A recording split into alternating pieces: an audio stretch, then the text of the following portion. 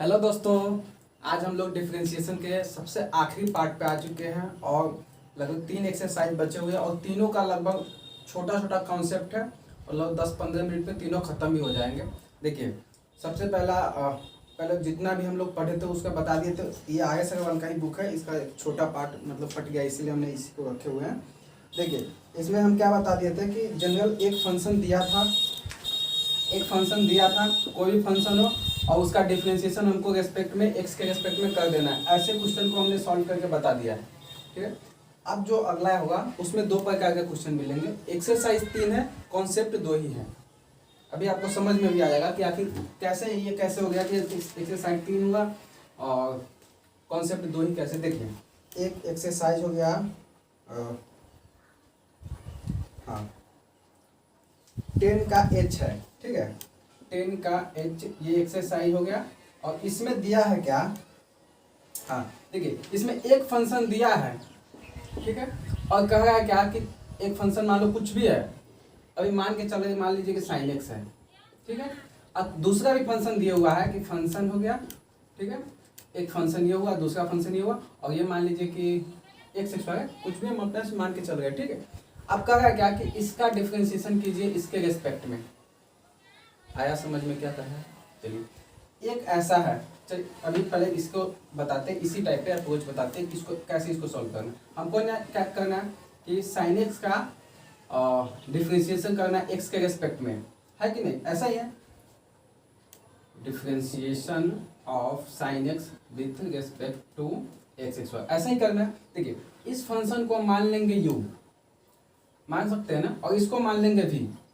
हमको निकालना क्या है कि du अपॉन dv, यही तो निकालना है ना, ये निकालना।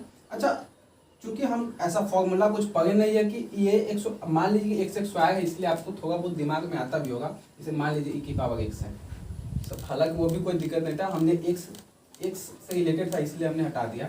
देखिए, अब sin x है और ये e की पावर x, अब इसका डिफरेंशिएशन कैसे करेंगे, क्वेश्चन आते हैं इससे। देखिए, हमको बेसिकली निकालना यही है, ये हमको कैसे निकालना है अभी इसके बारे में समझिए। देखिए, इसको लिख सकते हैं du अपॉन dx और अपॉन dv अपॉन dx। आया समझ? यानी क्या, इसका डिफरेंशिएशन अलग रेस्पेक्ट में x ही होगा और इसका डिफरेंशिएशन अलग रेस्पेक्ट में x ही है। समझ में आ गया ना? चलिए, अब इसके लिए क्या है, इसका डिफरेंशिएशन मतलब d of sine x upon dx upon D E की पावर x अपॉन dx, और इसका मान क्या हो गया, साइन का cos x हो गया अपॉन e की पावर x। आंसर आया समझ? आसान है ना?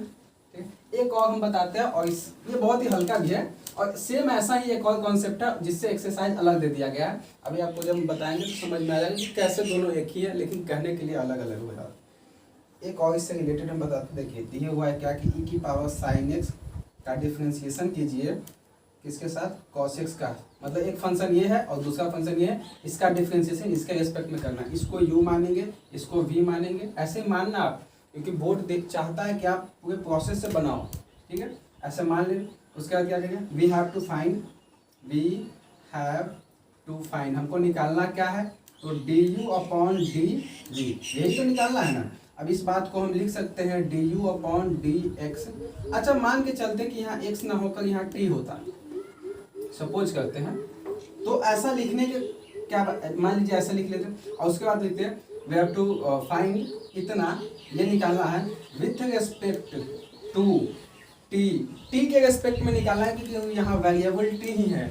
समझ में आया? तो t के रेस्पेक्ट में अब क्या होगा, इस बात को लिख देते हैं du अपॉन dv बराबर du upon dt upon dv upon dt, और इस बात को लिखते ऊपर वाले बात को क्या होगा, e की पावर साइन t और d अपॉन dt, और इसकी क्या हो जाएगा d cos t upon dt। समझ में आएगा?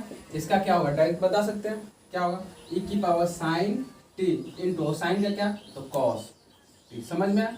नीचे वाला क्या हो जाएगा, cos है तो cos का माइनस साइन t, और ये हमारा आंसर हो गया। समझ में आया? चलिए, ये एक एक्सरसाइज है, इस पर बेस कुछ 10 ही क्वेश्चन है, बहुत आसान है और बन भी जाएंगे। चलिए, अब दूसरा क्या है, अब अगली एक्सरसाइज पे आते हैं। और देखिए, कॉन्सेप्ट लगभग सेम ही होगा, आपको समझ में अभी आ जाएगा कि कॉन्सेप्ट आखिर कैसे सेम है। और ये है 10 का i यानी 10 का i। ठीक है, देखिए इसमें क्या है, इसमें दिए हुआ है सेम एक ही पहला ही क्वेश्चन लिखते हैं हम क्या कि x बराबर क्या क्या क्या कि आप हमको निकाल के बताइए dy/dx निकालिए, फाइंड कीजिए ये। ठीक है, ये ऐसे तो शुरू में ही दे दियो और कहेगा कि क्वेश्चन, हालांकि इसका हम पीडीएफ अपलोड भी कर देंगे, आप समझ में दिए हुआ है क्या x में, x बराबर दिए हुआ है 8t² और y बराबर दिए हुआ है 280, ऐसा दिया हुआ है। अब कहा क्या ये निकालिए, क्या इस बात को नहीं लिखा जा सकता है dy/dt/dx/dt। आया समझ, क्या कॉन्सेप्ट वही समझ में आ गया। अब इसको क्या लिख सकते हैं, यहाँ पे देखिए, अब इसको क्या लिख सकते हैं, इसका डिफरेंशिएशन अलग कर देंगे t के रेस्पेक्ट में, इसका डिफरेंशिएशन अलग कर देंगे t के रेस्पेक्ट में, और लिख के क्या लिखेंगे अभी ऊपर वाला, तो 2a इसका डिफरेंशिएशन कर रहा है dt के रेस्पेक्ट में अपॉन a t² और इसका डिफरेंशिएशन कर रहा है इसके t के रेस्पेक्ट में, और इसका क्या हो जाएगा 2a हो जाएगा और इसका क्या हो जाएगा 2at हो जाएगा। समझ में आया, जो भी कटने वाला फाइनली 1/t आंसर होगा। यही क्वेश्चन में भी यही होगा आंसर, हम अभी आंसर बनेंगे। एक और क्वेश्चन इससे रिलेटेड लेते हैं, उसके बाद इसको भी हम लोग खत्म करें। 9 नंबर क्वेश्चन कहता है क्या, x बराबर √sin 2θ और y बराबर है वही cos 2θ, सब में वही करना है। निकालना क्या है, ये हमको निकालना है, फाइनली निकालना है dy/dx। इस पॉइंट को क्या, अब देखिए यहाँ थीटा रेस्पेक्ट, अब यहाँ डिफरेंशिएट किस में करेंगे, थीटा के रेस्पेक्ट में, तो ऊपर वाले का सीधा लिख दे, कोई दिक्कत नहीं हो। चलिए, और ऊपर ये है, इसका डिफरेंशिएट क्या होगा 1/2 √cos 2θ, फिर इंटू cos का क्या होगा माइनस साइन और 2θ, और फिर ये 2θ का 2। समझ में आया। चलिए, इसका भी कैसा होगा, इसका 1/2 साइन का cos 2θ, फिर उसका cos का, एक मिनट कहाँ गया, हाँ ये साइन का cos थीटा, और फिर किसका बनेगा cos, साइन का क्या बनेगा, तो साइन का cos थीटा cos 2θ और इसका फिर 2। समझ में, और ये हमारा आंसर हो जाएगा। आ गया समझ में ना क्या क्या होगा, तो यही हमारा आंसर जो कटने वाला है, इससे ये कट जाएगा, फिर ये जो ऊपर जाकर कुछ बनेगा और जैसा ही बनेगा ये फिर यहाँ से ये भी कट जाएगा, और जैसा ही बनेगा उसको लिख दिया जाएगा साइन cos tan जैसा भी बने। समझ में आ गया। चलिए, अब ये तो अब समझिए, तो अब हम लोग का टॉपिक खत्म हो गया। देखिए बुक भी अब रखते थे, लेकिन एक और कॉन्सेप्ट बाकी है और उससे सवाल आते हैं, डेफिनेटली आते हैं, देखना। अब अगर आपके पास क्वेश्चन हो तो, अब हाँ, इस वीडियो को देखने के बाद आप कुछ भी जितना डिफरेंशिएशन पढ़ा चुके हैं उसमें का अगर पूरे वीडियो देख चुके हो तो कोई भी बिहार बोर्ड का कोई क्वेश्चन ले लीजिए, बिहार बोर्ड में जो आया हुआ एक भी ऐसा क्वेश्चन नहीं होगा जो नहीं बनेगा डिफरेंशिएशन से रिलेटेड, एक भी ऐसा क्वेश्चन नहीं होगा। और आखिरी आई, तो आई के बाद जे हो सकता है, जे हो या फिर अलग टॉपिक बनाकर अलग चैप्टर बनाकर रख दिया, लेकिन रिलेटेड इसी से है। अब उसमें क्या कहता है, देखिए हम लोग अभी क्या करें ना, फर्स्ट ऑर्डर डिफरेंशिएशन पढ़ रहे थे। फर्स्ट ऑर्डर का मतलब क्या है कि हमको एक ही बार dy/dx निकाल रहे थे। मान लीजिए कि sin x हमारा कोई फंक्शन था y बराबर, तो हम क्या हमेशा क्या निकालते हैं y', इसी को y1 कहा जाता था और इसी को क्या dy/dx, तो हमेशा यही हम लोग लिखते आए हैं। हालांकि ये दोनों भी फॉर्म लिखा जाता है। अब इसका क्या होता था, तो साइन का cos x। आया समझ में क्या होगा, हम लोग इतना ऐसे पढ़ लिए हुए। अब जो एक्सरसाइज भी देंगे अभी आगे है, तो उस वो आखिरी एक्सरसाइज, उसमें क्या है कि अब कहेगा क्या, ये फर्स्ट ऑर्डर, इसी को बोलते हैं फर्स्ट ऑर्डर। अब इसी को कहेगा क्या, सेकेंड ऑर्डर में बनाइए, तो सेकेंड ऑर्डर कहेगा कि find the dy/dx in second order, find differentiate this value, differentiate sin x in second order. समझ में आ गया कैसे होगा।